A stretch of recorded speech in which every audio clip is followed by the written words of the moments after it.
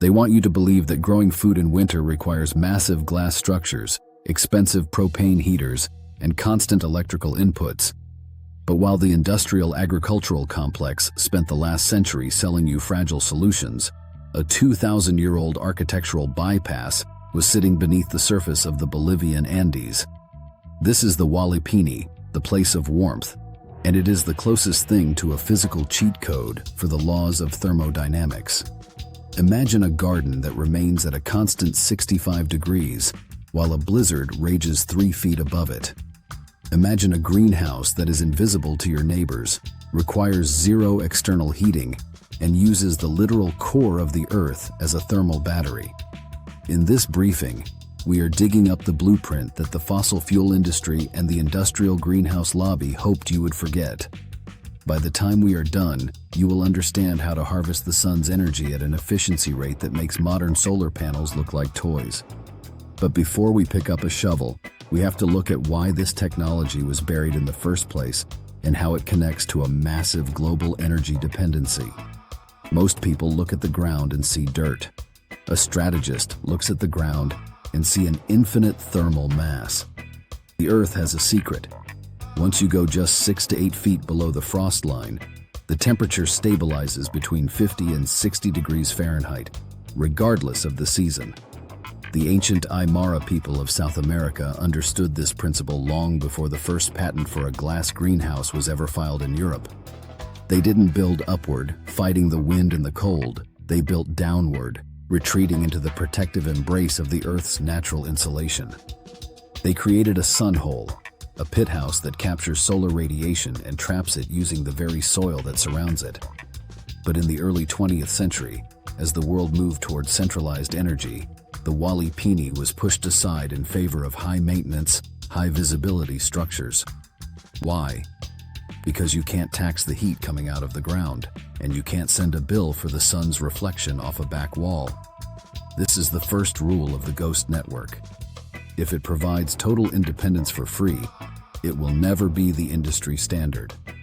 But the data doesn't lie, and later in this briefing, I'm going to show you the specific golden angle that allows this system to work even in the sub-zero temperatures of the north. To understand the Walipini, you have to understand the 3 layers of the invisible fortress. First, you have the thermal battery, the massive earthen walls that act as a giant sponge for heat. During the day, the sun enters through the angled glazing and hits the back wall of the pit. While a standard glass greenhouse loses its heat the moment the sun goes down, the Walipini stores that energy inside the stones and soil.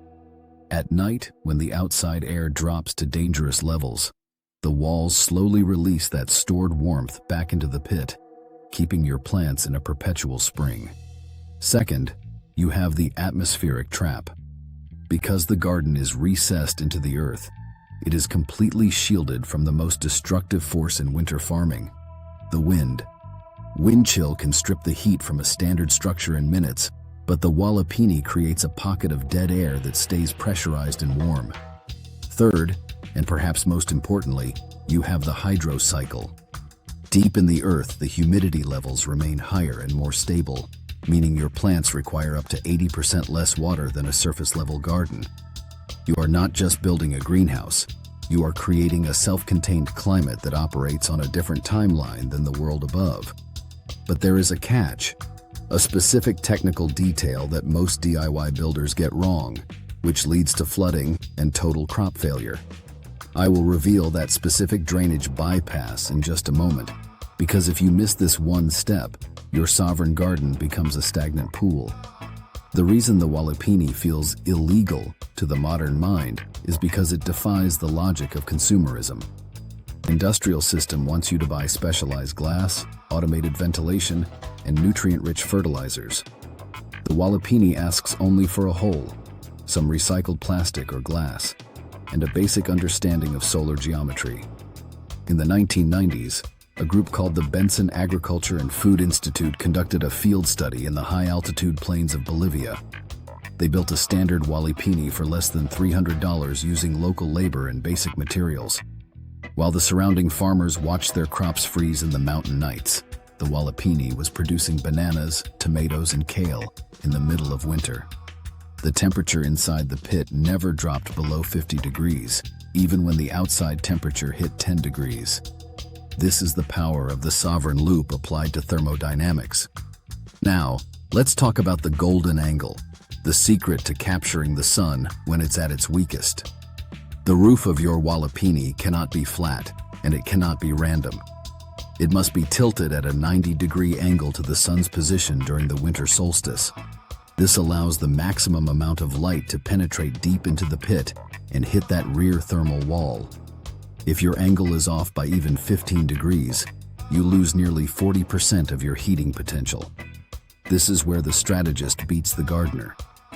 We calculate the sun's path before we ever break the soil. But even with the sun, you have to manage the ghost enemy of all underground structures: hydrostatic pressure. This is the detail I teased earlier, the reason most underground projects fail within the first 2 years. You must build a perimeter drainage system that sits lower than the floor of your garden.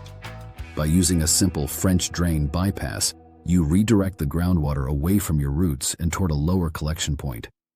In the ghost network, we don't fight the water. We give it a path of least resistance that leads away from our assets.